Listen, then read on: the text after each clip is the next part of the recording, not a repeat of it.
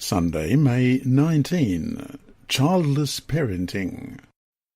Question. Read Genesis 18:11, 30 verse 1, 1 Samuel 1, 1-8, and Luke 1 verse 7. What do these people have in common?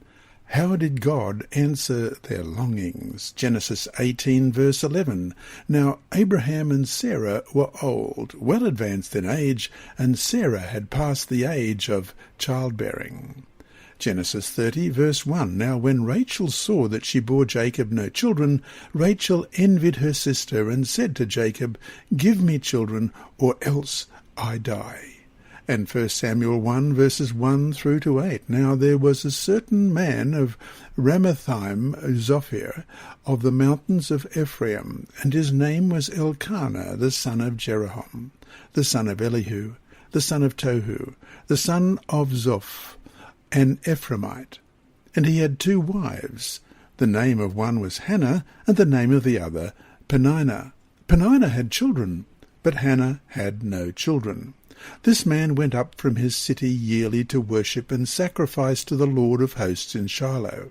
Also the 2 sons of Eli, Hophni and Phinehas, the priests of the Lord, were there.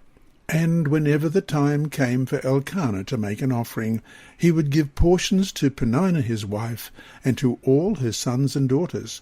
But to Hannah he would give a double portion, for he loved Hannah, although the Lord had closed her womb. And her rival also provoked her severely, to make her miserable, because the Lord had closed her womb. So it was, year by year, when she went up to the house of the Lord, that she provoked her. Therefore she wept, and did not eat. Then Elkanah her husband said to her, "Hannah, why do you weep? Why do you not eat? And why is your heart grieved? Am I not better to you than 10 sons? And Luke 1 verse 7. But they had no child, because Elizabeth was barren, and they were both well advanced in years. Children are a blessing, but for some reason God doesn't always bless everyone with children. Some hope and pray for a family, and God graciously grants their request, sometimes quite miraculously, as in the case of Sarah. Others, just as fervent in their petitions before God's throne, are met with deafening silence. Every time they see their friends praise God for their pregnancies, and when they welcome their babies, it deepens the depth of the wound as they consider their empty nest. Even such innocent questions as, "How many children do you have?" serve as painful reminders of an exclusive club that those without children are excluded from, even though they may want to join. Those who have gone through such an experience should come to accept that God understands their sorrow.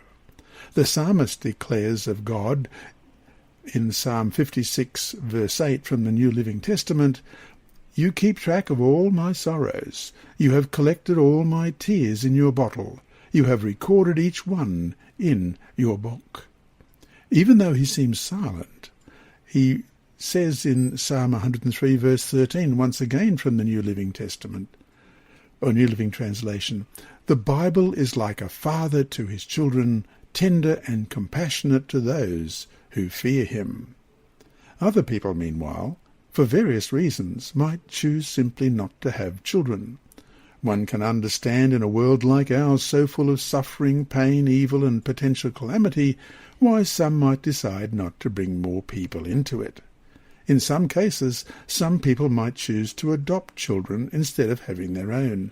That way they can raise children who are already here, often giving them a chance at a much better life than what they might have otherwise had.